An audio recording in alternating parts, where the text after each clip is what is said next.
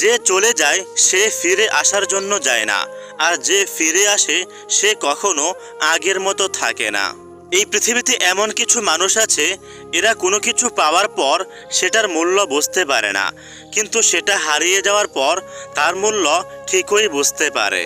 ভালোবাসা হয় রূপ দেখে, আর সম্পর্ক টিকে থাকে টাকা পয়সা দেখে। আপনি মানেন বা না মানেন, এটাই বাস্তব কথা।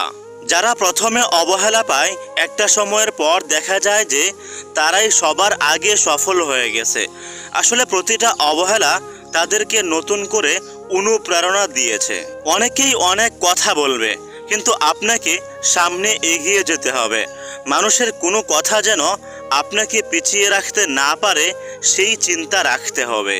আমি ভদ্র মানুষ, এটা সবাই জানে, কিন্তু কেউ যদি আমার সাথে খারাপ ব্যবহার করে, তাহলে এর উচিত জবাব কিভাবে দিতে হয় সেটা আমি জানি। আমি এখন তোমার জীবনে আছি বলে হয়তো তুমি আমার মূল্যটা বুঝতে পারছো না, কিন্তু যখন আমি চলে যাব তখন ঠিকই বুঝতে পারবা। যে আপনাকে অবহেলা করতে চায়, আপনি যতই ভালো সাজেন না কেন, যতই ভালো কাজ করেন না কেন, এগুলো সে দেখেও না দেখার ভান করবে। গায়ে লাগা আঘাত ভালো হওয়ার পর মুছে যায়, কিন্তু হৃদয়ে আঘাত লাগলে সেটা কখনো মুছে যায় না, সারা জীবন থেকে যায়।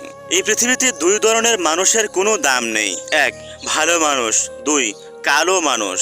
ব্যর্থতা মানেই শেষ হয়ে যাওয়া নয়, বরং একবার ব্যর্থ হলে আরও একবার পুনরায় চেষ্টা করবেন, আর এরপরেই সফলতার দেখা পাবেন। যারা বর্তমানে আপনাকে মূল্য দিচ্ছে না, আপনি যদি কাজের মাধ্যমে নিজের সফলতা আনতে পারেন, তাহলে আপনার প্রশংসা করার জন্য তারাই সবার আগে আপনার কাছে আসবে। জীবনের প্রতি কোনো অভিযোগ রাখবেন না। জীবনে সমস্যা আসবেই, তাই সমস্যাকে সমাধান করে অথবা এড়িয়ে চলে সামনে এগিয়ে যাওয়ার চেষ্টা করুন।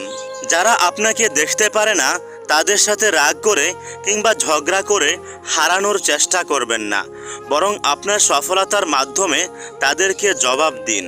মানুষ আপনার নামে প্রশংসা করবে এই আশায় বসে থাকবেন না, আপনি নিজেকে প্রতিষ্ঠিত করুন। দেখবেন আপনার প্রশংসা করার মতো লোকের অভাব হবে না। আপনি ঘুমিয়ে ঘুমিয়ে যেই স্বপ্ন দেখেন সেটা আসল স্বপ্ন নয়, বরং যেই স্বপ্ন আপনাকে ঘুমাতে দেয় না সেটাই হলো আসল স্বপ্ন। আপনি যদি আমার মধ্যে কোনো ভুল দেখেন, তাহলে সেটা আমাকে বলবেন, কারণ আমার ভুলগুলো আমি ছাড়া আর কেউ শুধরাতে পারবে না। ভদ্র মানুষ হওয়ার জন্য অনেক মেধার প্রয়োজন নেই, এমনকি সাধারণ শিক্ষারও প্রয়োজন নেই। প্রয়োজন হয় পারিবারিক শিক্ষার। অতিরিক্ত চিন্তা করা বন্ধ করুন, কারণ চিন্তা আপনার আগামীকালের দিনকে আনন্দময় করবে না, বরং আজকের দিনের সুখ কেড়ে নেবে।